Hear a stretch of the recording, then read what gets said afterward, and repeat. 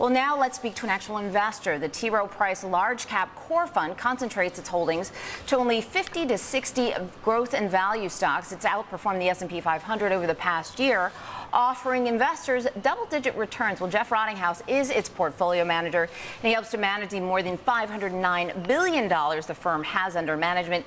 And he joins us now with a closer look at his strategy. And Jeff, it's a great day to come in. You got a lot of people opining on where stocks should be, what particular companies should do.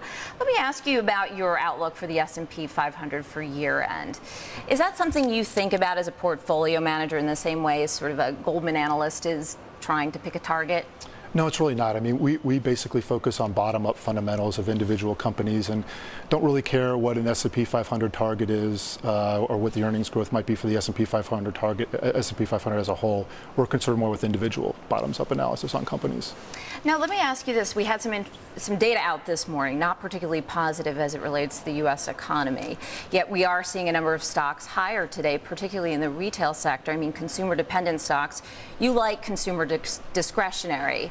How do you reconcile the economic data with what's actually happening in the markets? Yeah, well, we think, there's certainly some examples now where we're entering a little bit of a soft patch. We think people are concerned with the end of QE2. Internationally, you had emerging market tightening that's maybe slowed China down a little bit. You have some sovereign debt issues in Europe. But the bottom line is American companies continue to do really well and are generating a tremendous amount of cash. So we focus our portfolio on higher quality businesses generating great cash flows. And we're seeing a lot of those companies give more of those cash flows to shareholders in the way of buybacks or increased dividends. And are those the types of companies that you try to focus on, the ones that are actually giving cash back to shareholders? We think that's going to be a bigger part of the overall return for investors over the next few years. So certainly we look at a company like Kohl's, which is giving, we think they're going to buy back about a third of their business, third of their shares over the next few years, has an attractive dividend. So we think there are certainly some companies in the consumer discretionary area that are going to grow earnings at a modest pace, but through capital allocation, dividends and buybacks generate really nice returns for us. Now, I know you think we're going to have a rocky summer. Part of that dependent upon, or part of that contingent upon QE2 expiring, right? That's coming in the next few weeks. What happens at that point? Well, I don't think the Fed is going to start to shrink its balance sheet. I think there's little tolerance at our government and at the Fed level for the levels of unemployment we have right now. So I think unless you see unemployment come down, you're not going to see the Fed do a whole lot to withdraw its current stimulus. So I think the Fed's going to monitor the economic activity, and if things start to get worse or we don't see that unemployment rate come down, you could see this Fed actually start to expand its balance sheet again.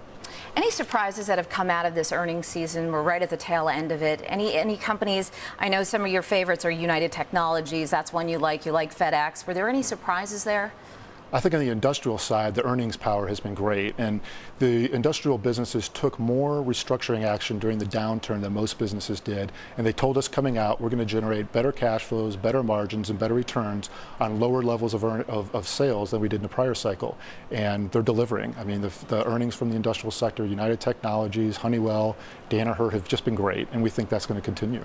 Are you in the camp of, and very quickly, are you in the camp of these downturns are a good time to buy, or the down days are a good day to buy stocks?